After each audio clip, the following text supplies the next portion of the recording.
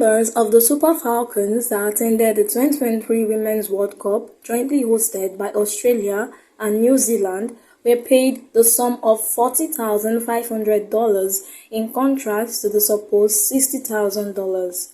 The 2023 Women's World Cup was the biggest edition ever, with FIFA expanding the tournament to 32 teams and also increasing the prize money significantly.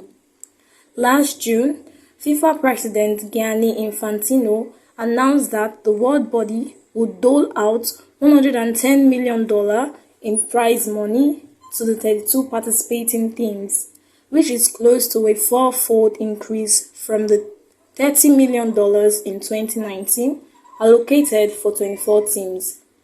The World Football Governing Body added that all the 732 players in the new scheme were guaranteed to receive $30,000, while the 23 players in the winning team would pocket $270,000 each. After earning the guaranteed $30,000 for appearing in the group stage, the Falcons earned another $30,000 after making it to the round of 16 of the tournament. The Falcons booked their spot in the round of 16 of the competition for the third time in 9 appearances after a goalless draw against the Republic of Ireland in their last group game to place second behind co-host Australia in Group B. Randy Waldrum's ladies finished with 5 points, 1 point behind the Matildas, who thumped Canada 4-0 in their last game as well to move ahead of Nigeria. After securing a goalless draw in their first game against Olympic champions Canada, the Falcons followed it up with a stunning 3-2 win over co-host Australia before finishing the job with a stalemate against the already eliminated Ireland. For progressing from the group stage, each member of the 23 Women Falcons squad was assured a whopping $60,000, $46.2 million naira as at August exchange rates, $30,000 being their prize money in the group stage and another $30,000 for reaching the last 16.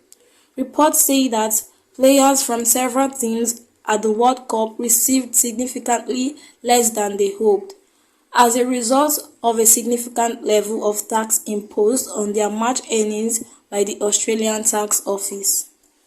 According to a UK publication, The Guardian, all players whose teams were based in Australia for the duration of the tournament are receiving just over 2/3 of the match fees, with the ATO imposing a 32.5% withholding tax.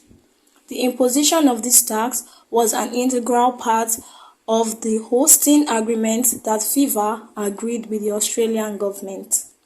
The tax imposition implies that Nigerian players who reached the last 16, narrowly losing to England, earned $60,000 each, but only received $40,500 after the ATO's deductions.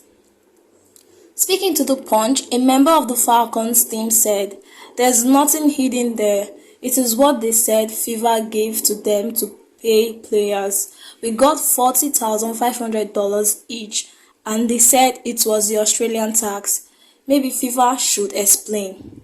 Another player added, "It is true that we received $40,500 and NFF said it was from FIFA." The tax authorities, based on the contracts they had with FIFA, deducted 32.5%, meaning each player got $40,500 each as against $60,000. The players were shown the email from FIFA.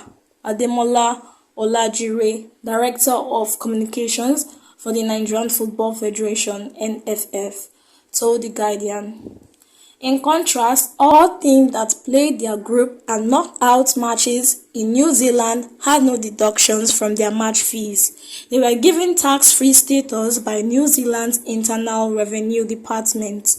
The teams who played in both countries were taxed on a pro rata basis of the amount of games played in Australia. From Lagos, this is Peace Onwabuko, News Express Nigerian Television.